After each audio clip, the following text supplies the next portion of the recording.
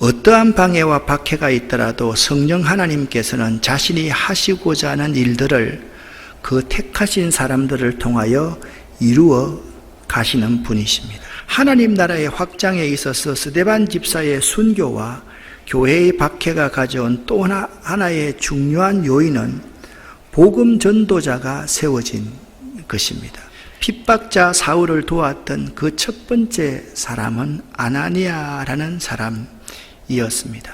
여러분이 아나니아와 같은 이런 상황을 맞이했다면, 아나니아와 같은 주님의 말씀을 들었다면 어떻게 했을 것 같습니까?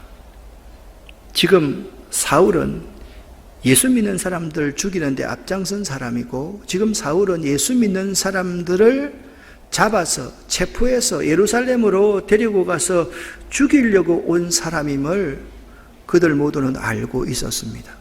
그런 사울을 만나서 그에게 기도해 주라고 한다라고 한다면 여러분은 어떻게 했을 것 같으냐 말입니다. 예수의 제자라면, 하나님이 택한 하나님의 그릇이라면 가거라 라고 말하면 그 말씀에 순종해야만 됩니다. 그는 내가 택한 내 그릇이라면 순종하는 사람이 예수의 제자인 것이지요. 죽음을 각오하고서라도 주님의 말씀에 따르는 것이 예수의 제자입니다. 그런데 우리가 아나니아와 같은 상황을 맞이했다면 어땠을까? 그런데 이 핍박자 사울을 도왔던 사람이 있습니다. 그 사람이 누구냐? 바나바라는 사람입니다. 사도행전 4장 마지막 절과 5장에 보면 아나니아와 삽비라가 하나님 앞에 헌금을 드리다가 즉사하는 장면이 나옵니다. 4장 마지막 절에 가면 이 바나바는 어떤 사람인가? 구브로 섬에 사는 레위인인데 자기 전 재산을 팔아서 사도들 앞에 전 재산을 다 헌금으로 드렸던 사람입니다. 이것을 보고 아나니아와 삽비라가 나도 저렇게 해서 사람들에게 인정받으려고 했다가 현장에서 즉사하게 된 것입니다. 그리고 8장 2절 말씀을 보면요, 스데반 순교 이후에 7장에 스데반 순교가 나오지 않습니까? 8장 2절에 스데반 순교 때문에 예수 믿는 사람들이 사도 외에는 다 예루살렘을 떠났다라고 나오는데, 바나바는 사도가 아니면서도 끝까지 예루살렘에 머물러 있었던 죽음을 각오한 사람이 바나바였다는 것을 알 수가 있습니다. 바나바는 사도행전 11장에 보면 훗날 목회자로서 안디옥 교회에 사도들이 파송했던 사람입니다. 누가는요, 바나바를 이렇게 묘사하고 있습니다. 그는 착한 사람이요, 믿음과 성령이 충만한 사람이었다라고 사도행전 11장 22절에서 24절에서 말씀하고 있습니다.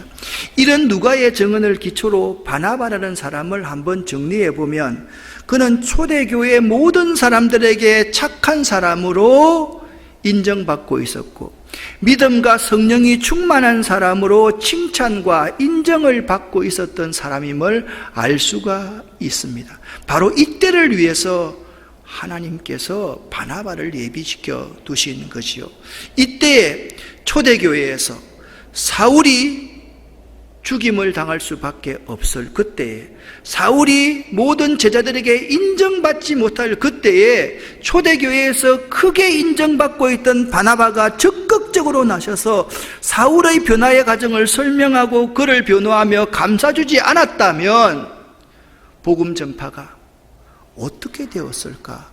교회에 바나바와 같은 사람이 있었기 때문에 교회가 평안하며 든든히 서가고 주를 경외함과 성령의 위로가 많아서 성장하였다라고 그렇게 말씀하고 있는 것입니다.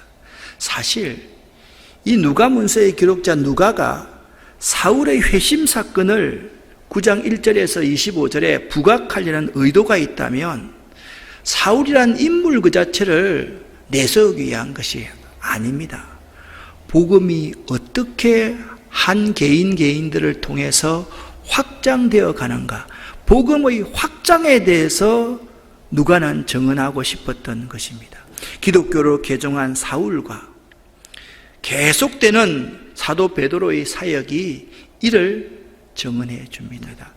루다에 에니야라는 사람이 있었습니다. 예루살렘과 가까운 루다라는 곳에 신방을 갔는데 거기에 8년 동안이나 중풍병으로 자리에 누워있는 에니야라는 사람을 만났다, 그렇게 말씀하고 있습니다.